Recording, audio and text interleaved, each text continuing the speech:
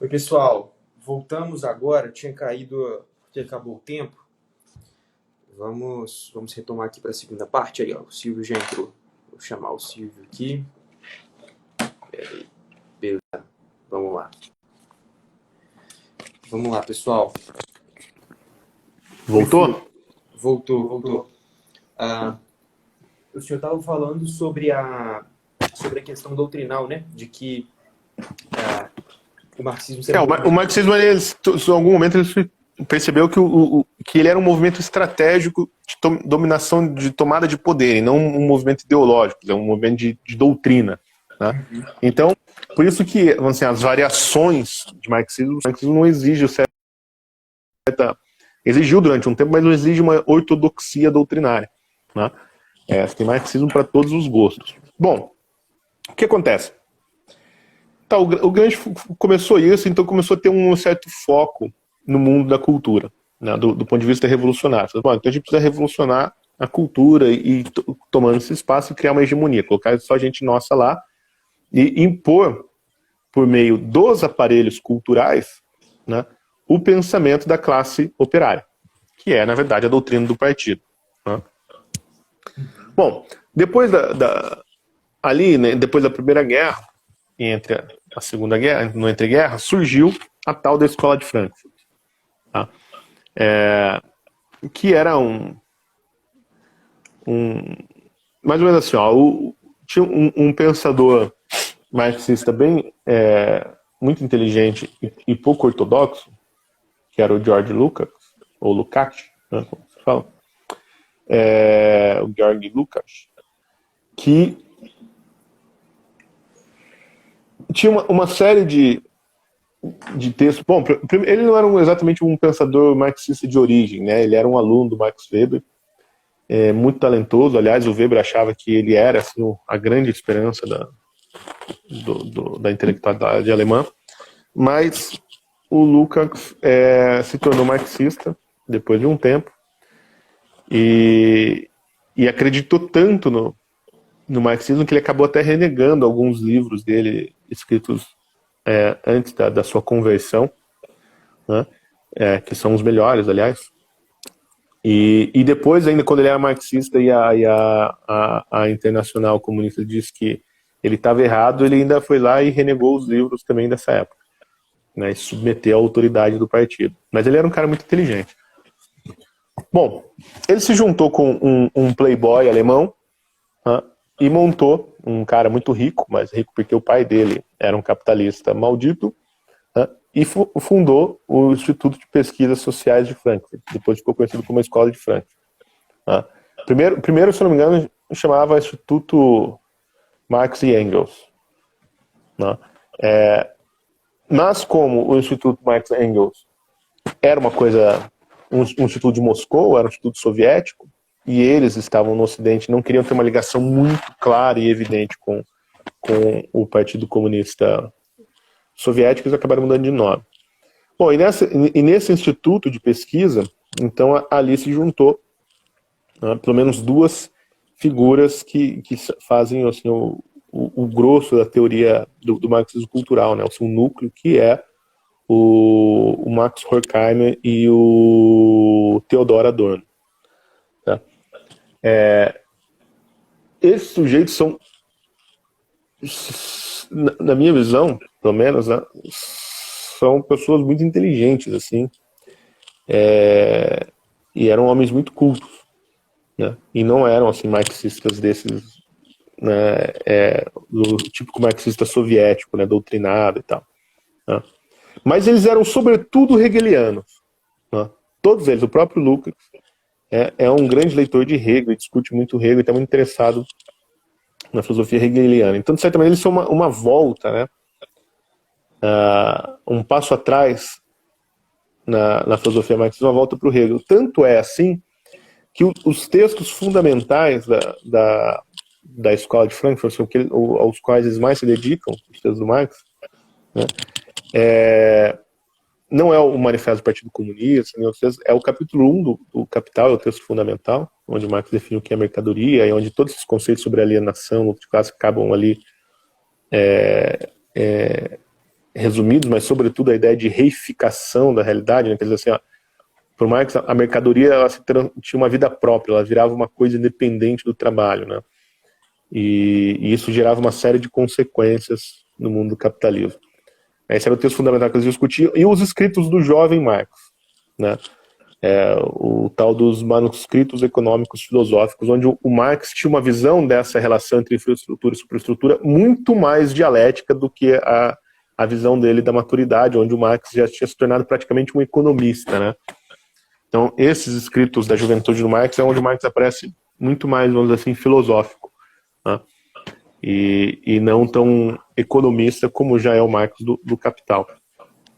Bom, o que acontece? A escola de Frankfurt é uma zona, não tem como resumir também num corpo doutrinário, tem autores de diversas tendências, vamos dizer ali, são todos marxistas de alguma maneira, mas você tem, né, autores que fazem um diálogo muito, muito grande com a psicanálise, com Freud, né, o Erich Fromm, o próprio Marcuse, né, que acho que é o cara mais popular até da escola de Frankfurt, pelo menos é lido até hoje, né?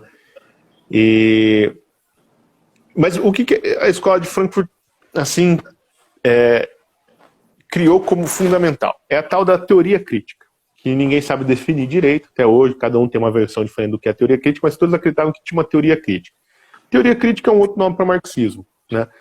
Olha, eu estudei isso aí na faculdade há muito tempo e eu não entendia nada, cara. Nada. E eu tive um bom professor, né? Que era o Ricardo Mussi, sobre a escola de Frankfurt. Depois fui para a faculdade de filosofia também, estudei isso aí, não entendia porra nenhuma. E eu achava que era muito burro. Depois eu entendi que, na verdade, eu tinha entendido, só que eu achava que o negócio era muito simples. Eu falava, porra, não pode ser isso, né? E aí chega um momento que você fala assim, é muito, assim, muito complicado, eles voltam para discutir Hegel e Kant, e ficam assim, 100 páginas, sem nem falar de Marx, mas no final, o que eles estão falando, que assim, teoria crítica é marxismo, em que sentido? Né? A teoria crítica consiste em criticar a sociedade atual, tal como ela existe, né, porque ela é imperfeita e ela é ineficiente, de certo ponto de vista, né, com base... Né, porque a crítica vem de critério, né, que é sempre comparar uma coisa com a outra, né? Então, a teoria crítica compara a sociedade atual, não é nem com uma sociedade futura, né, é assim, com as potencialidades dessa sociedade, assim, com o que ela poderia ser e não é, né? Agora, o que é esse que ela poderia ser e não eles tiram da cabeça deles e nunca fica muito claro, né? O que ela poderia ser e não é o reino da liberdade. Agora, e aí que tem uma coisa fundamental, que é o seguinte. Eles mudam, na verdade, assim, o marxismo cultural, e agora entrar verdadeiramente no tema, vocês me desculpem eu fazer esse prólogo de 1 hora, o marxismo cultural, ele se caracteriza, pelo menos na minha visão, né, pela seguinte coisa, ele é uma mudança do eixo da luta de classes, quer dizer, assim, o marxismo ele muda da abordagem da luta de classes, né, para a abordagem das relações de poder em geral. Porque a luta de classes, na verdade, era uma espécie de análise da relação de poder dentro da esfera econômica, né, a dominação de uma classe sobre a outra, né. O marxismo cultural ele faz o quê? Fala assim, não, o que move a história, o que gera as contradições da sociedade não é o conflito entre burguês e proletário. Ele fala assim, isso também. Mas a principal coisa são os conflitos que acontecem na superestrutura ideológica, né? As situações de dominação de um grupo sobre o outro na superestrutura ideológica. Então, analisar a sociedade de classes é analisar a relação de dominação de uma classe sobre a outra. Então eu falo assim, na verdade, o problema não é a luta de classes, né? Não é a dominação de classe, mas é a dominação em si. São as relações de poder, né? Então, assim, em toda relação social, existe essa relação, esse desnível de poder. Existe alguém que manda e alguém que se submete. Em todas elas. Não só no mundo do trabalho. Então existe isso no mundo do direito, existe isso na família, existe isso nas relações sexuais, existe isso nas próprias relações de trabalho, existe isso no mundo religioso. Né? Onde vocês pensarem que existe relação social, existe isso na escola, nas relações familiares, né? No matrimônio. Onde vocês imaginar que tem duas pessoas, tem alguém que manda e alguém que obedece. Né? E essa posição de mando e obediência, elas são determinadas de maneira cultural, ou seja, por essa infraestrutura, por esse mundo mental, né, que ele, na verdade, é um construto, né, todo esse mundo mental, que a gente chama de tradição ocidental e que eles chamam de ideologia, para eles é uma construção mental que foi criada para justificar não mais a luta de classes, né, a dominação burguesa sobre os proletários, mas para justificar toda a relação de poder. E eles chegam a essa conclusão. Depois tem um cara que nem é considerado assim, um marxista cultural, que é o Foucault, mas ele que fala bastante disso, né? Mas a escola de Frankfurt chega a essa conclusão analisando, né, a ocorrência do fascismo. Né? Eles vão para os Estados Unidos tudo muito preocupados com o fascismo que tinha destruído a Europa, né, na guerra, ou seja, o hitlerismo e o fascismo italiano. Né? E quando assim, como foi possível isso? Bom, eles sabiam o que era, né, o nazismo, eles sabiam que o nazismo e o fascismo eram herdeiros do comunismo. Né? Quer dizer, eles sabiam do pacto entre Hitler e Stalin. Mas mesmo assim, eles falam assim, bom, existe uma causa assim, histórica para isso. Existe uma causa social para o fascismo. Né? Eles chegam à conclusão de que essa causa é o que eles chamavam de mentalidade autoritária. Né?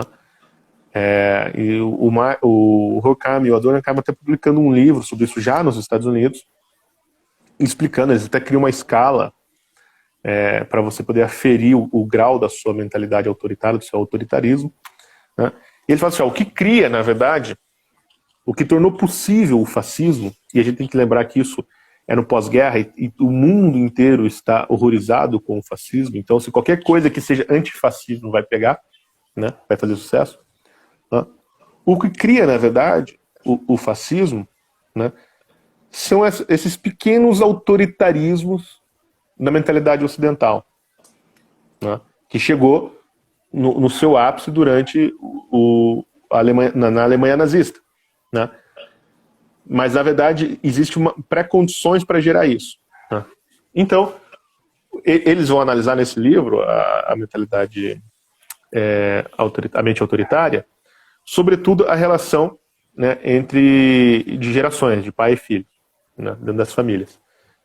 E aí eles fazem uma série de comparações idiotas, assim, né? Então começam a analisar valoração, né? Então, assim, se né, determinado grupo social valoriza, né, mais a existência, né, prefere mais a família do que o bairro, né?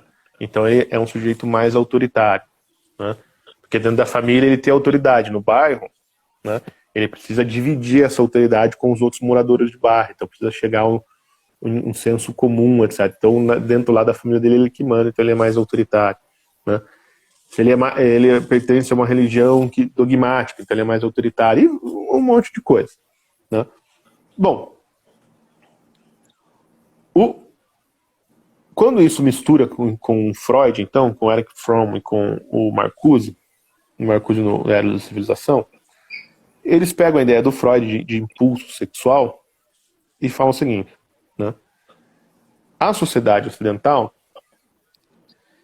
ela, por conta do cristianismo, né, sobretudo o cristianismo protestante, ela reprimiu os seus impulsos sexuais, né, com o puritanismo. Né, por uma ideia também imposta, uma ideologia sobre certo e errado, moralidade sexual e tal. Né. Só que acontece, a libido, né, esse impulso sexual, ele continua existindo quando você reprime. Mesmo você reprime, então ele vai se aflorar de alguma maneira, né, em algum tipo de doença mental, certo? Né? numa neurose, numa psicose, alguma coisa vai acontecer. Então, porque aquele desejo sexual, aquele impulso sexual reprimido vai aflorar de alguma maneira, né? Ou em sonhos, perturbações, né? O Marcuse diz assim, quando uma sociedade inteira reprime isso, né, reprime por quê? Porque o mercado olha só, porque o mundo da produção exige, porque se você não reprimir, ao invés de trabalhar de manhã, as pessoas vão ficar furunfando em casa, né? Vão ficar transando e aí não vão trabalhar, não vão ser produtivas como o mundo da produção, os burgueses, capitalistas malditos exigem, né? Então isso é reprimido. Então para isso existe a religião, né? Para criar essa culpa, né, pelo exercício da sexualidade, né? Bom, mas aí como a sociedade inteira reprime, né, ela acaba descarregando isso de alguma maneira. Então ela se torna uma sociedade agressiva. E a maneira com que os Estados Unidos achou para descarregar essa energia sexual reprimida foi a guerra, né? Então por isso que os Estados Unidos é um país apaixonado pela guerra, né? Então, e a guerra, como ela mobiliza operários, né, proletários contra proletários, ela faz os trabalhadores de uma nação matarem os trabalhadores de outra nação, né? O que acontece? A guerra ela é em si antissocialista, né? Ela impede o advento dessa sociedade livre, sem classes, né, etc. E agora também essa sociedade onde o impulso sexual não é reprimido, né? Então, o que o Marcuse começa a pregar, e aí já é o mundo da cultura, e veja, isso ele já não tem mais nada a ver com a luta de classes, não tem nada a ver com a pauta classista do velho Partido Comunista, entendeu? Não tem mais nada a ver com greve de trabalhadores nem nada. O que o Marcuse começa a pregar, por exemplo, é que os jovens, para se libertarem do domínio paterno e dessa sociedade de opressão maldita que eles vivem, que é os Estados Unidos dos anos 50 e 60, eles precisam transar como coelhos, né? E porque eles transando como coelhos, não só eles vão liberar os seus impulsos sexuais, né, reprimidos, não vão mais represá-los, né?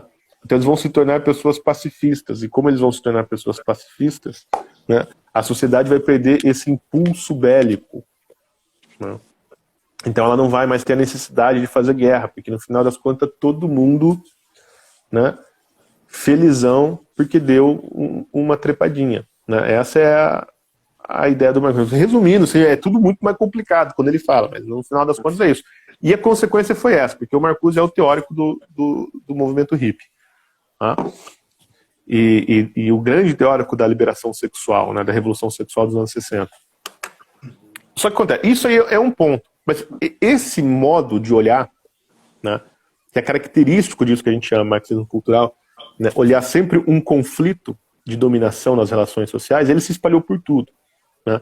E os marxistas entendem que para destruir todo esse edifício ideológico que é constituído pela cultura ocidental, ou seja,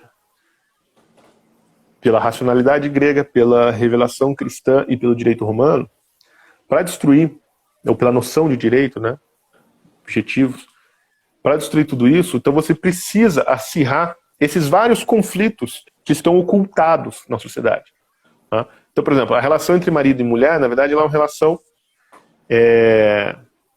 de luta, de classes, né? De luta de esposos, né? De cônjuges, né? E essa relação, ela é o quê? Ela é essa luta entre o esposo e a esposa, ela é ocultada por esse artifício ideológico, né? Seja pelo direito, seja pela religião, seja pela moral e os bons costumes, né? Mais recentemente, seja pelo o papel atribuído à mãe, né? Essa maternidade imposta às fêmeas, né? Pela cultura, né? Porque bom, já vou chegar nesse ponto da ideologia de gênero, né? Então, esse modo de olhar, que assim, em todos os âmbitos existe um conflito, uma tensão entre dominadores e dominados, então, portanto, existe uma relação de poder, né? Se espalha pela sociedade toda, se torna não só uma categoria sociológica, uma maneira de analisar a sociedade, mas se torna também um credo entre as pessoas, se torna uma espécie de atividade inconsciente, porque se você pegar hoje, por exemplo, a juventude universitária, ela percebe o mundo assim, Não é que é uma teoria que ela estuda e vai para campo investigar determinado. Ela percebe o mundo assim, né? E veja, ela sempre se percebe na chave do explorado, né?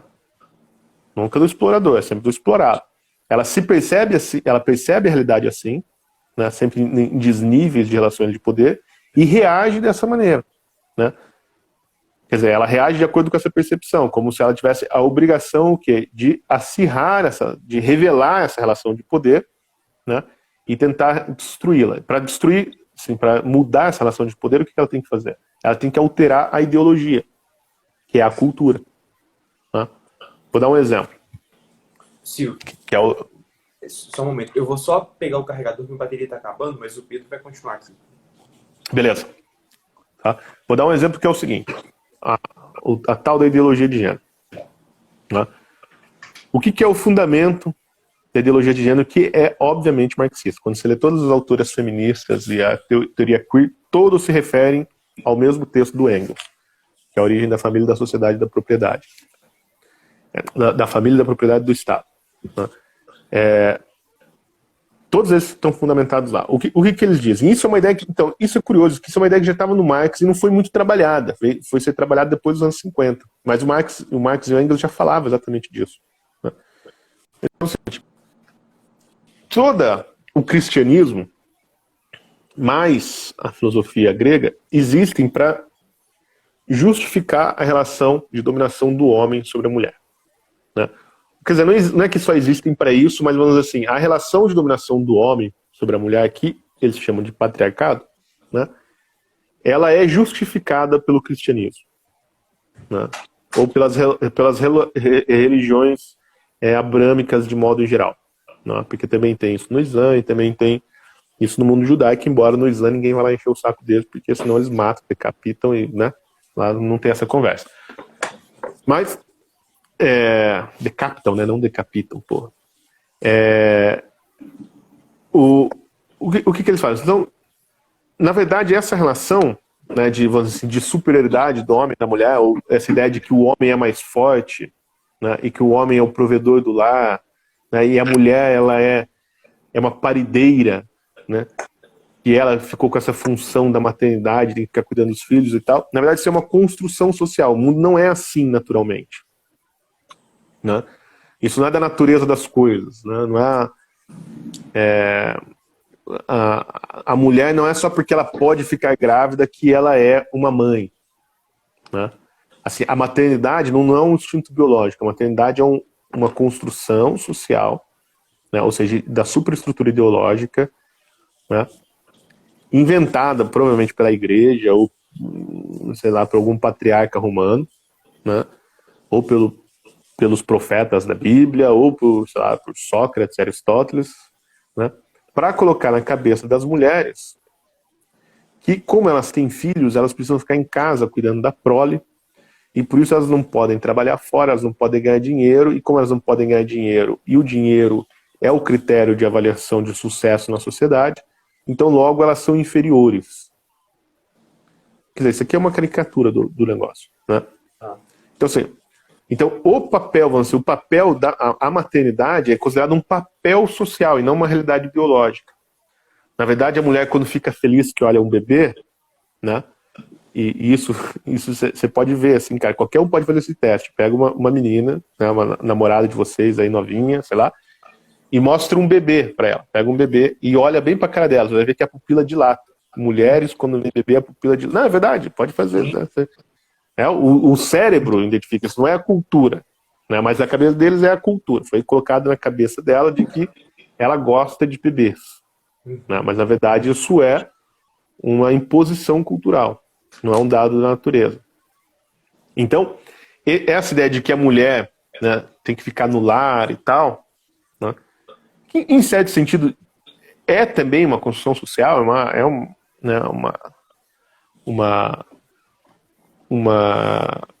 uma das variedades, né, dessa diferença entre homem e mulher, né, dessa diferença biológica, ela se manifesta na nossa sociedade assim, né, ou se manifestava, né, eles consideram uma construção cultural. Mas veja, não é por exemplo, como no estruturalismo. Por exemplo, o Levi-Strauss tinha uma teoria o seguinte: ele analisou várias sociedades do mundo, sociedades primitivas, né, tribos, aborígenes, né, índios e tal, e sociedades ocidentais e sociedades históricas. Olha, minha bateria está acabando também. Daqui a pouco eu pego ali. E ele disse o seguinte: em todas as sociedades existe uma interdição do incesto. Em todas as sociedades humanas existe algum tipo de relação sexual que é proibida entre família. Nem sempre é a mãe, embora na maioria dos casos.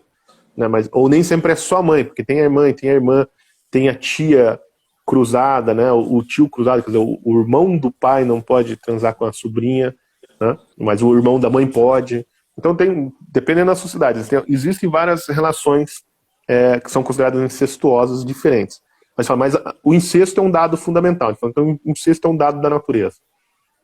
A maneira como ele aparece nas sociedades pode até variar um pouco. Né? E essa variação ela é cultural.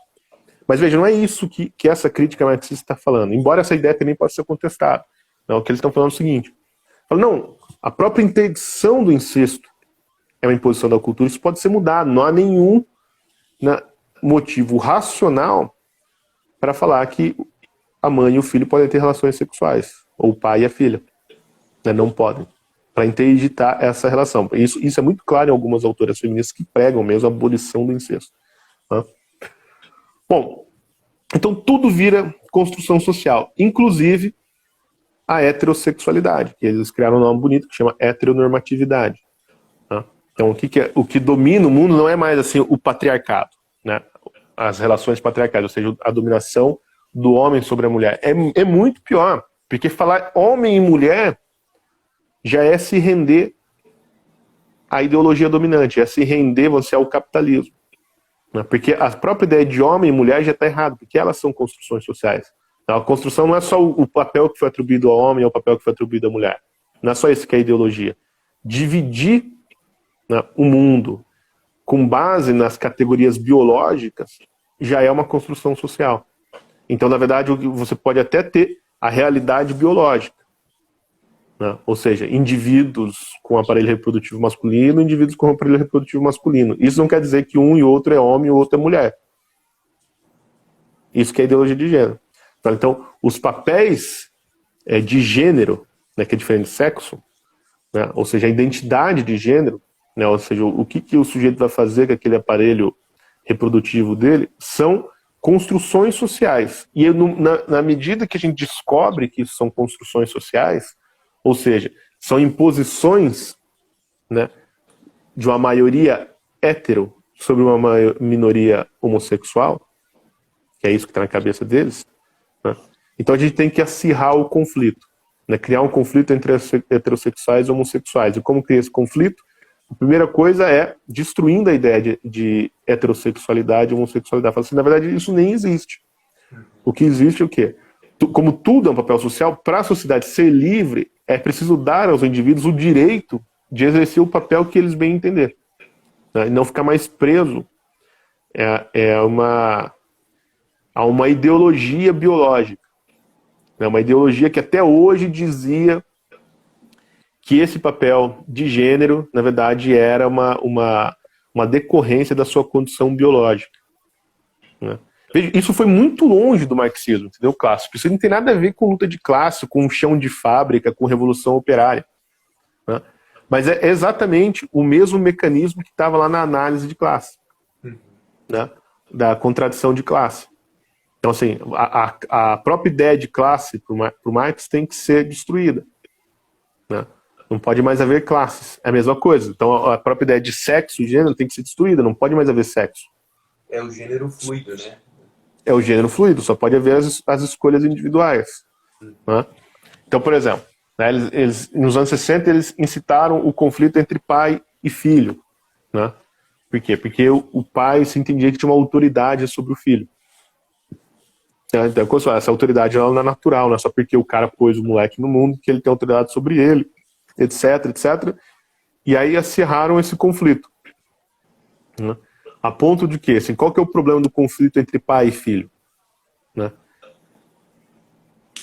o problema já está, assim, veja, não é que o pai domina o filho, o problema mais básico é que existe uma relação de pai e filho. Assim, chamar um sujeito de pai só porque ele colocou um espermatozoide dentro de uma mulher e chamar um sujeito de filho só porque ele foi desenvolvido a partir desse espermatozoide, né, é o quê? Ideologia. É uma construção da cultura, é uma construção cultural feita para justificar essa relação de poder e também a luta de classe, etc. Então, né, para justificar, no final das contas, a luta de classe. Né, para naturalizar as diferenças sociais. Então, para acabar, na verdade, com esse conflito entre pai e filho, não é que assim, os filhos têm que matar o pai. Até parecia isso no primeiro momento. Mas é muito pior que isso, por incrível que pareça. É assim, a ideia toda de família tem que ser abolida.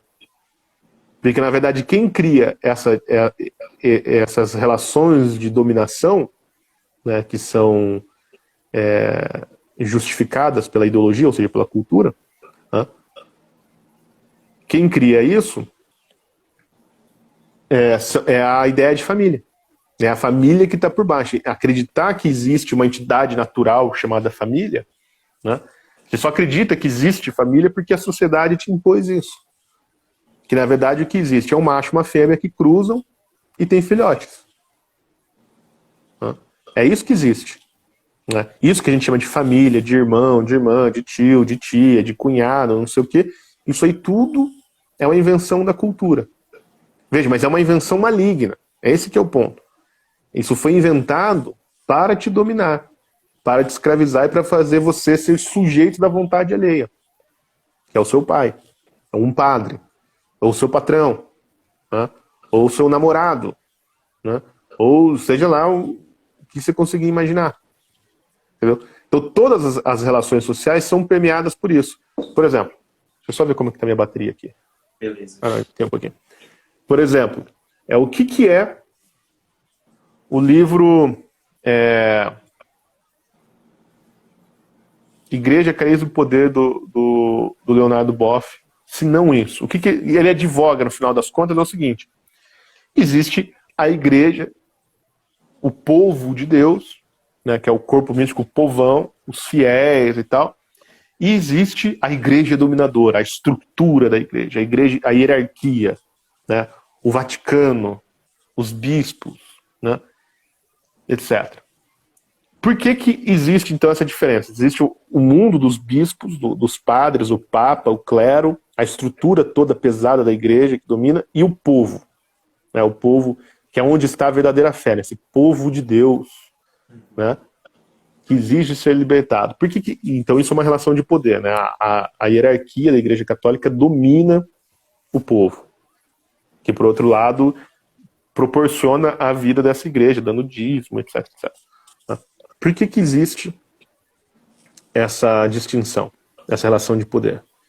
Porque todas elas, essa relação e as derivadas, né, elas derivam da existência de um negócio que chama sacerdócio. É porque, né, a igreja inventou essa ideia de sacerdócio, que não estava lá na ideia original de Cristo, que Cristo falava que era tudo igual, e o sacerdote é um cara diferente, que ele tem o poder. Então a igreja precisa acabar com essa ideia do sacerdote. Como não dá para falar que a igreja não pode ter padre, porque senão vira protestante, então o que ele fez? Então, o que a teologia da libertação prega? Então, na verdade, tudo bem, tem um sacerdote, mas o sacerdote ele é um concelebrante, porque quem celebra o sacramento da Eucaristia é a comunidade reunida. Né? Então, o que o Boff queria? Que fosse abolida, né, essa distinção, né, esse desnível de poder do clero e do povo dentro da igreja por meio da abolição do sacerdócio. Né? O problema é o sacerdócio. Né? E o sacerdócio, sobretudo, daí virou sacerdócio masculino, porque a mulher não pode ser sacerdotisa, etc. Né? Então, esse é o ponto fundamental do marxismo cultural. Ele muda o eixo da luta de classes entre burgueses e proletários e traz essa luta, né, essa tensão, para dentro do mundo da cultura. Ou seja, o mundo da cultura fala assim, o mundo das relações abstratas, né? É um mundo da mente. Então, por exemplo, outro exemplo. Uma das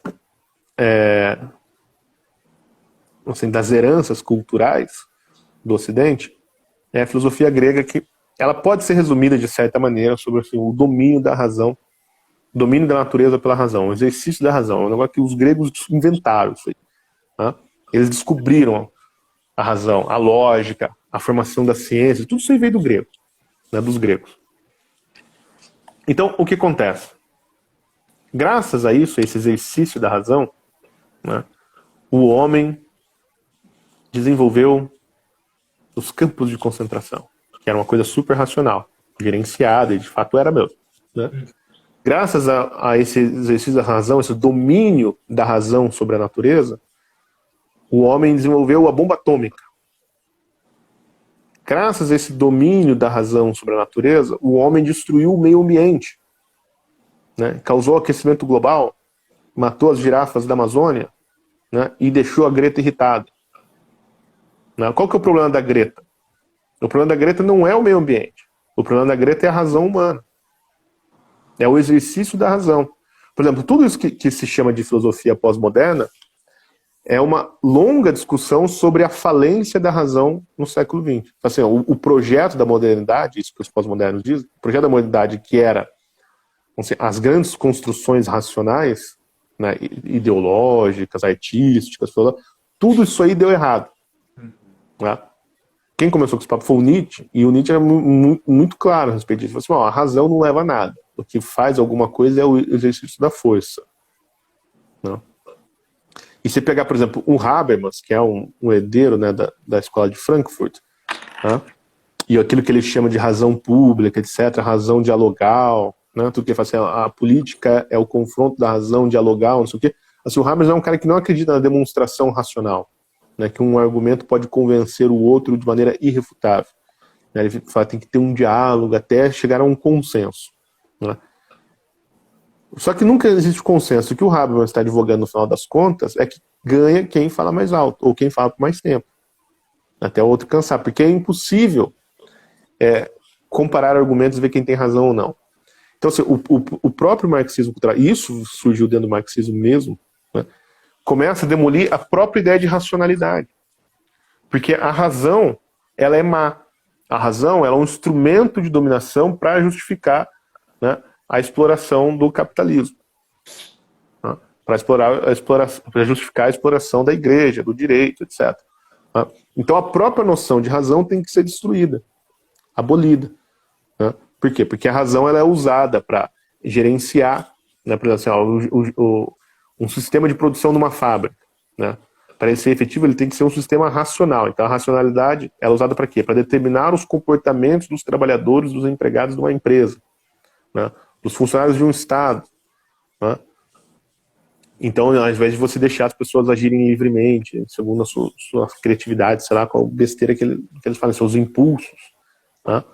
Então, a razão ela é um instrumento de dominação, então ela também precisa ser destruída. E como de fato está sendo. Né?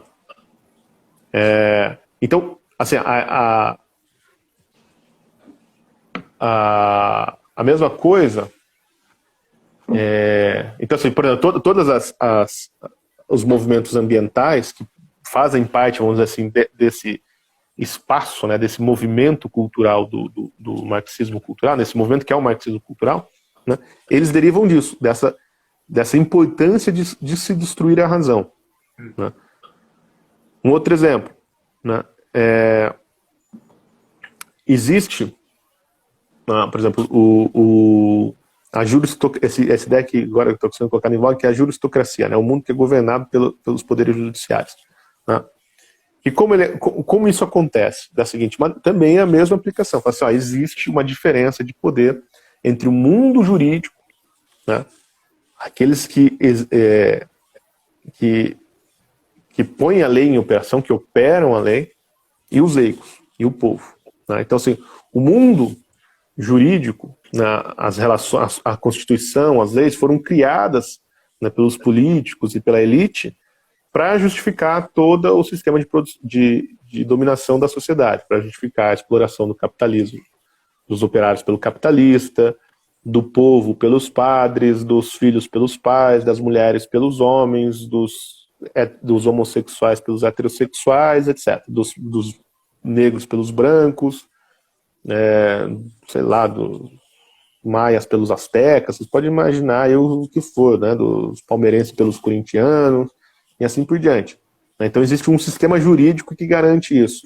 Então, né, o que o marxismo tem que fazer no meio do direito? Ele tem que, não é criar leis que equiparem uma classe a outra, não, mas é destruir o sistema jurídico. Então quando você vê essas interpretações do tipo Barroso, né, da Constituição, né, o que é? É fruto do marxismo cultural. Aqui olha e fala assim, não, existe um desnível de poder que é garantido pela regra constitucional. Existe um desnível de poder, né, entre homens e mulheres, entre gays e héteros, etc., entre brancos e negros. E esse desnível de poder, ele não vai ser arranjado, ele não vai ser eliminado enquanto o sistema jurídico respeitar a lógica e a razão tradicional.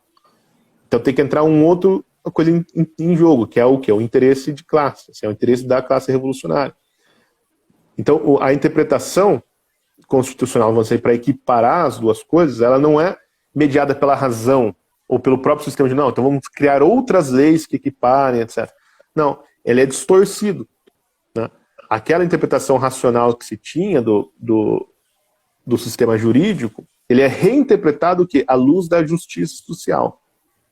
Não se criam novas leis. Aquelas velhas leis que foram criadas, né, assim, pela razão, elas são reinterpretadas. Né? Para o final, para quê? Para dirimir esse conflito, mas o que se entende é o quê? Que esse conflito existe porque existe uma coisa chamada Constituição. Existe um sistema legal. Então esse sistema tem que ser implodido.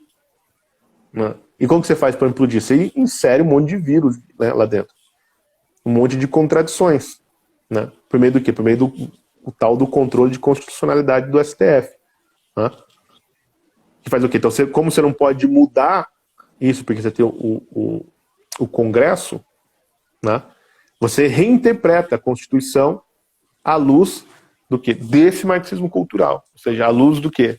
Né? De que as diferenças de poder, toda a exploração e injustiças na sociedade são causadas, né, também pelo sistema jurídico. Então a gente tem que torcer todo o sistema jurídico, a interpretação dele, né, das leis, para fazer com que essas diferenças ou desigualdades e tal sejam dirimidas. E veja, não é criando novas leis, né, passando pelo crivo do Congresso, não é pelo meio da representatividade, da democracia representativa. Né, é por meio do ativismo judicial. Né. O ativismo judicial, ele é filho do marxismo cultural. É um dos braços do marxismo cultural, que tenta fazer o quê? Causar grandes transformações na sociedade, né? Como, por exemplo, o casamento homossexual, liberação do aborto, etc. Né? Por meio, né, dessa interpretação das leis. A interpretação como? De que as leis são... Existir um sistema legal já é o problema. Já é injusto. Entendeu? Então, como não dá para abolir o sistema legal, você tem que, pelo menos, pôr alguém lá, um corpo do quê? De ideólogos, etc., que garanta que esse sistema não funcione. Né? Que ele não vai funcionar para o que ele foi criado. Né? Ele vai começar a funcionar não para cumprir as leis, mas para fazer justiça. E fazer justiça é o quê? É eliminar todos esses papéis sociais. Né? Quando eu falo papéis sociais, tem que entender que é a cultura. Né? Então, para que serve o STF hoje, na verdade, né, por conta do ativismo judicial, é para operar grandes transformações culturais, de comportamento. Né? É por isso que é ativismo. Ô Silvio, inclusive, o próprio ministro Barroso, que você citou, ele usa a palavra, ele concorda com o que você disse, quer dizer, não sei se nos termos do marxismo ele percebe a questão assim, mas ele diz que o papel das cortes constitucionais deve ser, nas palavras dele, iluminista, né? De à frente do que é a aceitação da sociedade para levar o progresso que ela ainda não reconhece como progresso. Exatamente, é o papel de transformar a sociedade. Mas veja, transformar não é mais como Marx acreditava, que transformar por meio da mudança dos sistemas de produção. Né? É transformar por meio da cultura. Né? Você pegar esse livro do Barroso agora, ele fala de tudo, menos de relação de trabalho. Né? A pauta de classe não aparece mais. Né? Ele só fala de aborto, de homossexualismo, de ideologia de gênero. Né? Só fala dessas pautas. Que tem um impacto comportamental direto. Né? Então, assim, o que acontece? Todos esses âmbitos culturais, né, se tornam instrumentos de transformação social. Né? Toda cultura acaba se transformando em meio de transformação social. Né? Então, assim, um namoro não é mais um namoro, ele tem que ser problematizado. Ele precisa, então, e isso, né, essa problematização do namoro, ela se transforma no meio de transformação social. Né? As pessoas começam a agir diferente. Né? E isso vai tão longe, veja, isso aí não está mais na universidade, isso não é coisa assim que alguns intelectuais pensaram, começaram a discutir, ou que o Barroso lá na Suprema Corte está fazendo isso aí. Não, gente, isso aí está no Fiuca lá, Fiuca, sabe qual é o nome do cara? Chorando lá no Big Brother porque ele é um homem branco heterossexual. Heterossexual na cabeça dele, né? Hã? Sim. Não? Chorando, se sentindo culpado. Né? Por quê? Pra falar. Perdão, diga. Não, ele está se sentindo culpado por quê? Porque essa revolução cultural, ou seja, o marxismo cultural já penetrou de maneira tão forte nas maneiras de sentir e, né, de enxergar a realidade, reagir a elas, né, que ele já faz parte, não é só a lente que o cara usa para ver o mundo, faz parte do conjunto de reações emocionais do sujeito. Veja, o Fiuca lá, ele não está fingindo, ele não está jogando para a plateia, ele está mal de verdade, cara. Ele realmente se sente culpado pelo mal no mundo porque ele é branco e porque ele gosta de mulher. Entendeu? Coitado desse cara. Não, você fica com dó, veja, assim, entendeu? Por isso que eu falo que o marxismo cultural, não, ele não é uma teoria, não é um movimento político. Entendeu? Ele é, de fato, uma cultura, porque ele é uma cultura no sentido antropológico mesmo, assim. Ele é um modo de ver, de sentir e de agir. Sim. Entendeu? Sim. Esse é o ponto. Isso ele afeta... não é uma coisa que está no debate de ideias. Isso afeta até mesmo quem não se vê como, sei lá, esquerdista, alguma coisa do tipo, né? Sei lá. Se perguntar pro Fiuca, é capaz ele falar que não é esquerdista. Exato, exatamente. Sim. Né? E provavelmente não seja mesmo. Né? Assim, tipo, não é um militante esquerdista e tal. Né? Porque como essas pautas têm pouco a ver com, vamos dizer, a política clássica, né, entre diferenças entre esquerda e direita, etc. Né? Por exemplo, você pega o MBL. O MBL defende todas essas pautas aí. Todas. Né? Durante a eleição, eles fizeram lá, uns podiam assinar um negócio que não iam defender aborto e tal, mas a gente sabe que é mentira, todos os caras do MBL são abortistas, etc, que era só um jogo de cena. Eles defendem todas as pautas do marxismo cultural. Né? Eles só não defendem uma pauta do marxismo clássico, que é a estatização dos meios de produção. Que nenhum marxista mais defende isso. Tá? Então eles não são de esquerda. Por isso que o MBL acredita mesmo que eles não são de esquerda. Eles acreditam que eles não são esquerdistas porque eles são liberais.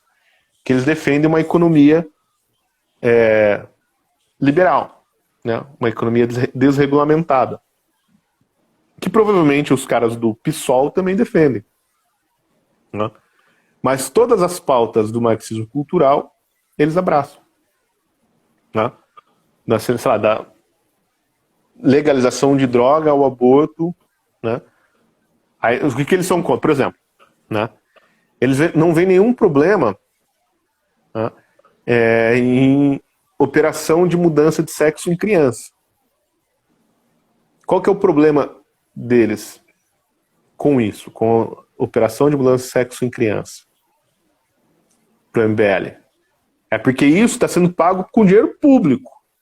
Aí isso é coisa de esquerdista. Agora, se a família quer lá e pagar para cortar o peru do moleque, beleza, aí, né, o Estado não tem que se meter. Né, isso faz parte, normal, as pessoas gostam mesmo aí de viver esse peru e tal, mudar de sexo. Então, o problema é pagar com dinheiro público, né, com pagador de impostos. Entendeu? Daí, por isso eles são de direita, né, eles se entendem liberais. Né?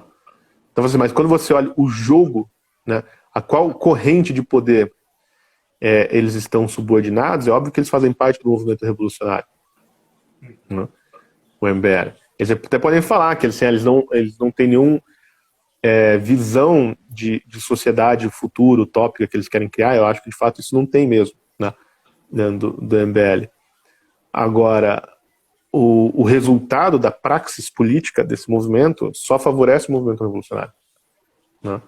Então eles são o que o movimento revolucionário tradicionalmente chama de companheiro de viagem, né, ou idiotas úteis. Eles estão lá avançando essas pautas que elas servem no final, porque é a grande coisa que o movimento revolucionário quer, a destruição dessas 3 cidades, né, de Jerusalém, de Atenas e de Roma.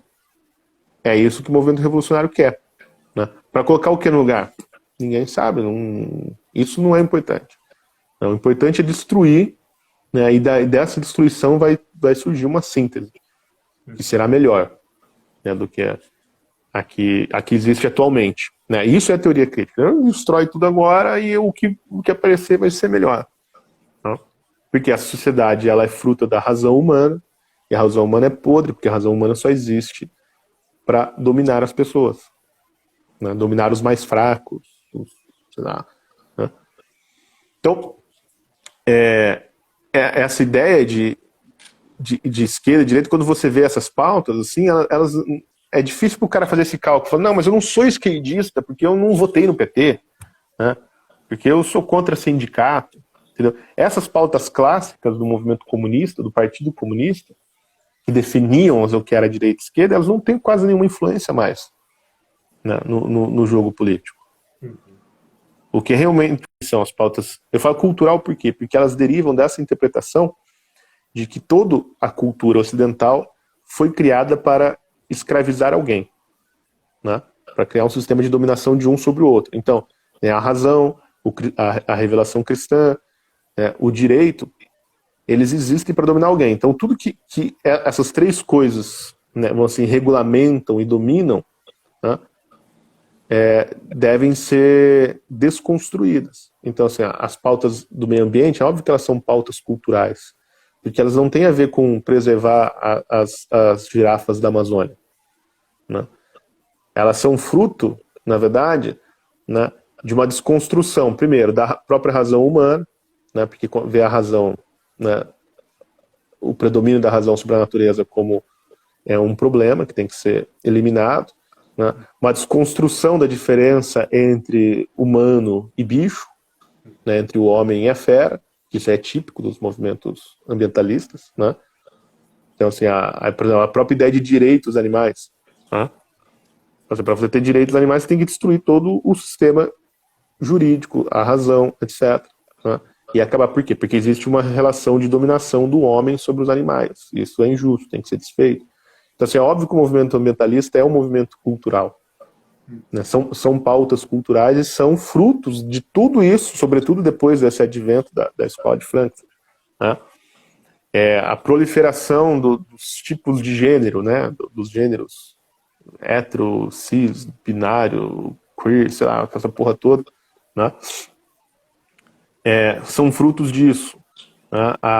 O feminismo, então, o feminismo hoje certamente é um movimento mais avançado nas pautas do marxismo cultural. Para entender bem isso aí, como funciona, toda essa explicação, eu recomendo o livro do Agustin Laje, que chama O Livro Negro da Nova Esquerda.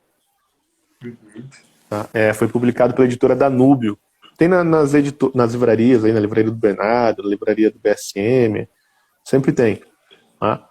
É o Livro Negro da Nova Esquerda. Ele tem uma primeira parte que ele explica exatamente isso que eu estou tentando explicar, essa mudança de eixo, né, da luta de classes para essa luta cultural, pelo conflito dentro das próprias esferas da cultura, no mundo jurídico, no mundo científico, né, nas relações raciais, nas relações sexuais, etc.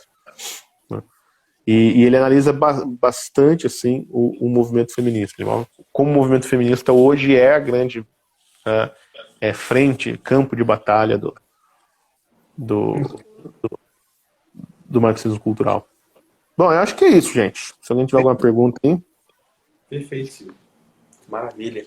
Então é o seguinte, só me dão 2 minutos só para pegar meu carregador também. Tá, e aí eu respondo as perguntas que tiver aí.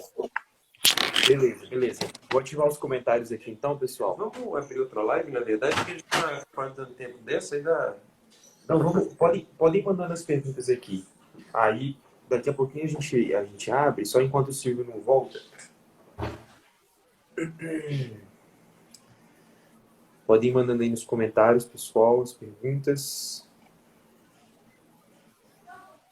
Para quem chegou depois, vocês estavam acostumados, né, a ver o Guilherme aqui, mas o Guilherme, a filha dele nasceu hoje, graças a Deus deu tudo certo, tudo bem. Então estamos aqui, eu, o Matheus, o Pedro da equipe. Vamos lá, pessoal, podem ir mandando as perguntas aí.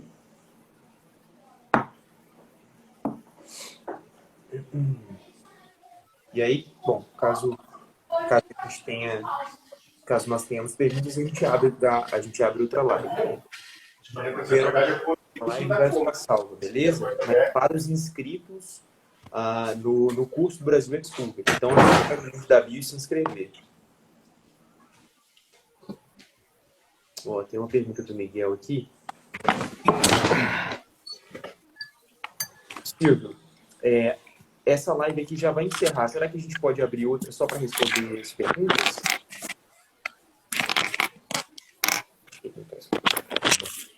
Aí, voltei. Silvio, essa live aqui vai acabar. Será que a gente pode abrir outra só para responder as perguntas? Vocês que mandam, cara. Ainda tem tempo aí. Beleza. Então vamos abrir aqui rapidão. A gente tem uma pergunta já do Miguel. Beleza. Bom, só avisando aqui para o pessoal que está perguntando se a live vai ficar salva. A live não vai ficar salva aqui no Instagram. Ela vai ficar salva no grupo do Telegram e no grupo do Facebook dos alunos do Brasil Expurga. Então, para quem quer assistir a gravação, é só se inscrever no link da nossa bio. Tá bom? Vou abrir outra live aqui agora.